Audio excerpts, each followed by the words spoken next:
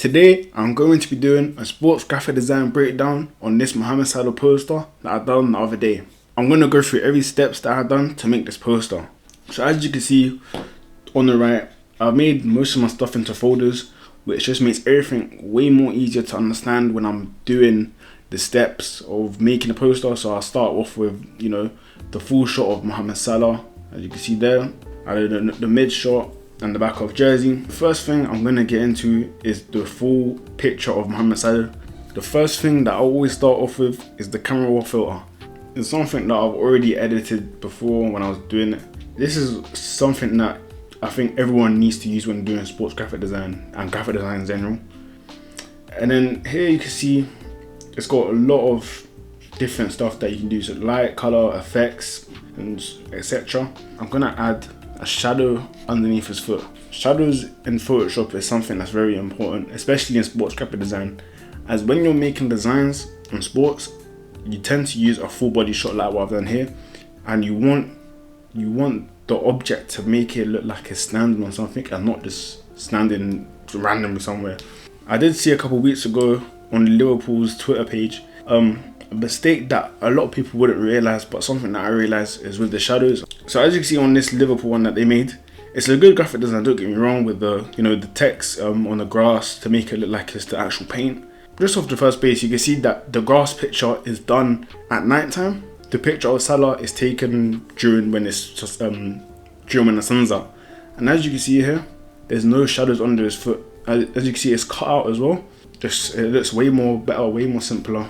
I use the brush tool here. I got a special brush here, what I use, which just gives that shadow feeling. And then I added another brush tool just on top of his foot around, just there. It gives that just a little bit darker on the edges of this boot. Then the next thing that I've done, I've added levels and curves. To get the levels and curves, you go to adjustments and then add these. And then you want to create a clipper mask by holding Options, Command and G if you're on MacBook. Just as you see here, there's a little arrow pointing down. So all these layers are connected to this main Mohamed Salah picture. So then with the curves, it'll just add a little bit darker. You can adjust it whenever you want. As you can see here, bring this down a little bit. If you bring it up, it'll make it way more darker. If it goes up, it'll be lighter. I just find a little balance where it makes it perfect. Then I added the levels. There you can see. I'm gonna show it and unshow it so you can see the little bit of difference. Then this one just makes his hair a bit more darker. Then for the final bit of the Mohamed Salah picture of the full body, I've used the brush tool to make the picture stand out more. This is called retouching your photos. As you can see, if you look carefully, you can see on the jersey, it's a bit more lighter.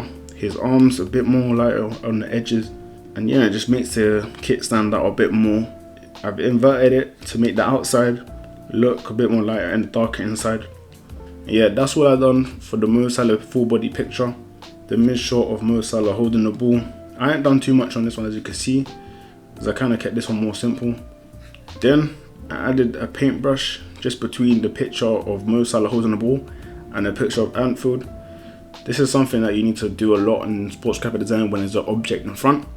So it gives that separation between the two. And then I added the curves to make his face a bit more darker. And I've done another brush tool of him, where you can see the difference.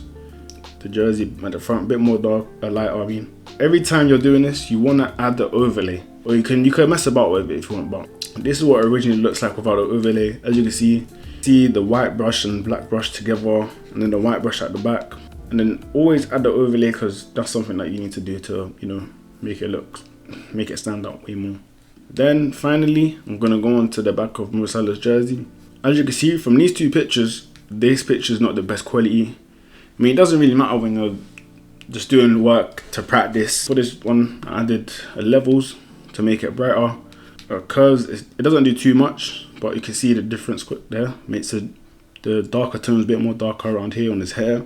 And then I added another bit of black brush just here for separation between this picture of Mohamed Salah with holding the ball and then the back of jersey one. So that's everything there done for the main pictures of Mohamed Salah. The next I'm going to go on to is the picture of Anfield. I'm going to remove this picture quickly here so you can see it. So first off is, as I said, with shadows you want everything to look realistic and like it's standing on something, or like it's placed on something. So then I created a clipper mask again, and then added just a nice little black brush on the bottom of the thing where the fans are. I added another shadow underneath, as you can see. And yeah, as I said, the shadows are something that's very important. I added a paper texture of black paper. This is what a black paper texture looks like. And then once again, messing about with the settings, overlay, soft light, hard light, whatever you prefer is up to you. I use a soft light for this one, just to make the brick of the Anfield Stadium just darker, and it stands out way more than without it. As you can see, I've got a logo of the Liverpool badge. I put 3 of them around, and then I went to filter to add a path blur. A path blur just makes stuff look like it's moving. Then I added the text to the pictures. When you're adding text or typography, it just gives the extra feeling to the poster. Started off with just the Mo Salah in a nice yellow colour. I've done the yellow colour so it matches the badges on the Liverpool top, and it's something that goes well with the red. And then added another texture of just black scrunched up paper there, and as you can see the little white marks, and on the linear dodge add. And then I added a texture of grunge just to give it that golden look to it. And yeah, and then once again I added another shadow underneath with a drop shadow behind it, as you can see. And then I added just a final piece of detail with the 2024, 23 assists and 29 goals, which is his stats for the 2024 calendar year. Finally was adding a texture to the picture. Textures in Photoshop is probably the main thing that you need. It makes everything stand out way more, you know, just gives that little detail. First off, I started off with the white texture paper. Once again, multiply, and then a nice little film light at the bottom. Matches with the color scheme of the, this is like a orange yellow, and then the texture, and then with the kit it matches with the text as well. And another bit of, it's like a lighting from the top left. And then finally was a bit of flames, like a fire flame. There are 2 different pieces of texture that are different, as you can see. This one linear burn, then vivid light, and then was the nice yellow and red gradient with a lens flare of a gold one, just so it goes behind him. It gives that little bit of exposure. So this was the breakdown on this Mo Salah poster.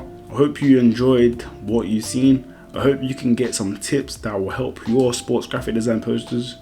If you want any advice, just message me on Instagram, as I'm always willing to help people learn new things. And please hit the subscribe button so you will see newer videos in the future. And yeah, I hope you enjoyed it. Peace.